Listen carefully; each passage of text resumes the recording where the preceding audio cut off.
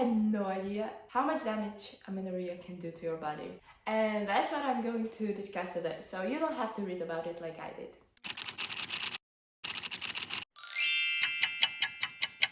Yeah, I'm feeling a little under the weather today, so I'm just drinking hot tea instead of my lovely bubble tea.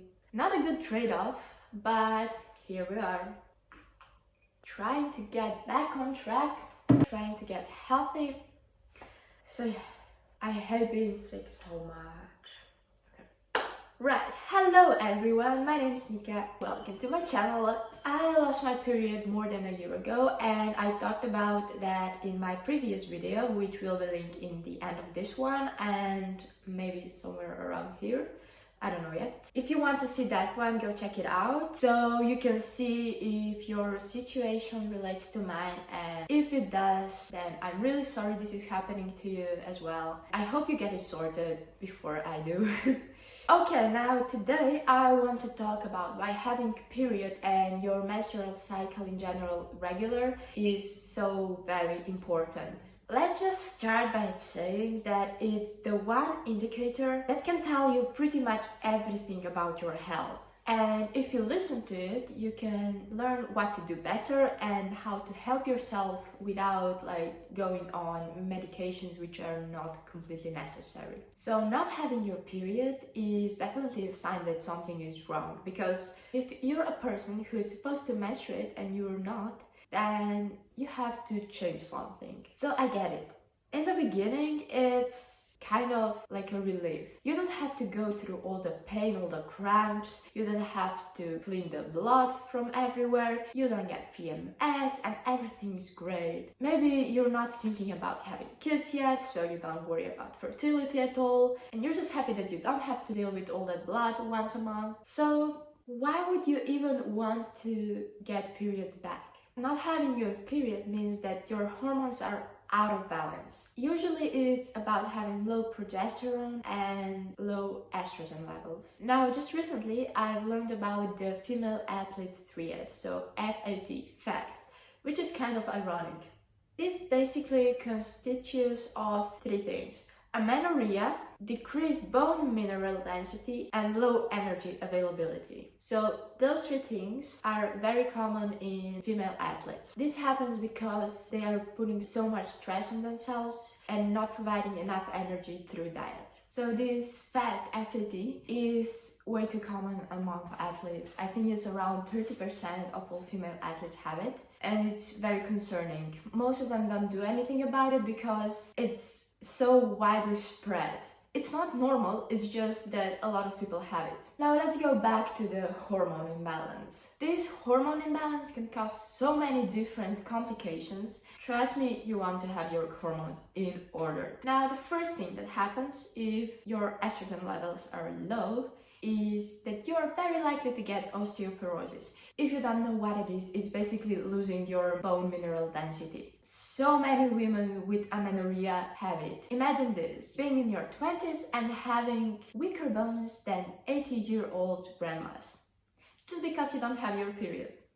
No strength training or nutrition can make up for that. You cannot get enough calcium from your diet to make up for the estrogen that's missing and causing your bones to lose mineral density. There is also a very common phenomena in female athletes, and it's basically you get pain on your thighs, and a lot of women go to the doctor just because of that, and what they find out is that they have stress fractures on their thigh bones. All of that is because their bones are weaker. Now the next thing that's affected by having hormone imbalance is your heart. People who have hormones out of order are more likely to get heart disease. Estrogen, for example, prevents the buildup of fat and cholesterol on your arteries, and therefore it prevents strokes or heart attacks. Now, the third thing your hormones affect is your mental health. Both estrogen and progesterone are very essential in your brain. What estrogen does in your brain is it increases production of serotonin and its receptors. It's responsible for production of the feel-good chemicals and protects nerves from damage while also providing some growth stimulation. It's similar with progesterone. So basically you need both in order for your brain to function properly.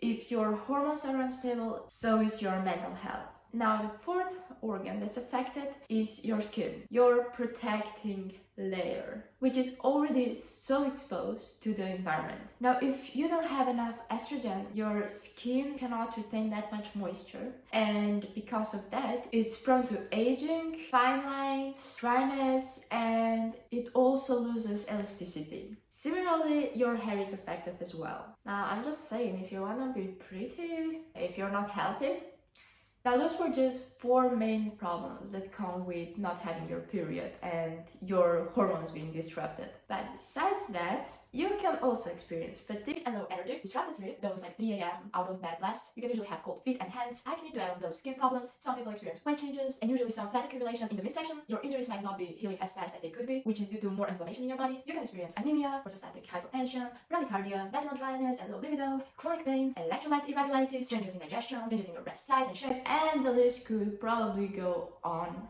and on. If this wasn't enough, I don't know what will convince you to do something about it if you have amenorrhea.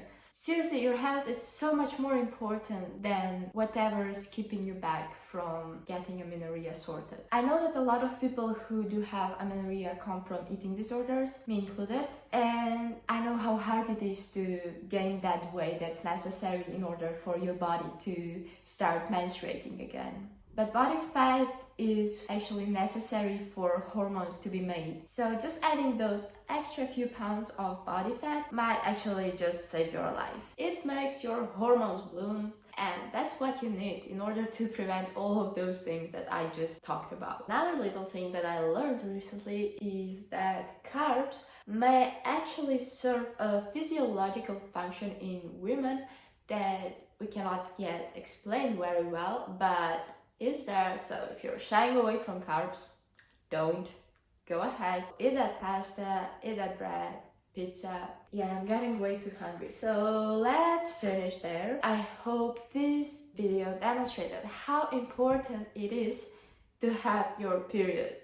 So important. So important. I hope to get it back as soon as possible, and if you too are struggling with that, I am also crossing my fingers for you. That if you're somebody just watching this because someone close to you has amenorrhea and you want to help them, give them advice, just stay by their side and let them know that everything's gonna be okay and that the way they look not as important as their health at all. And even if they do gain a little fat, they will still look fabulous and it won't change the way you and people who love them look at them. Once again, super hard, I know, but yeah. I really hope this opened your eyes a little bit. It sure did open my eyes and just gave me that extra boost to work on this. Let me know down in the comments if you have any wishes for the next videos. But if not, I will just see you in the next one, whatever it will be. Hopefully with Baba instead of this. Gotta get healthy though, right?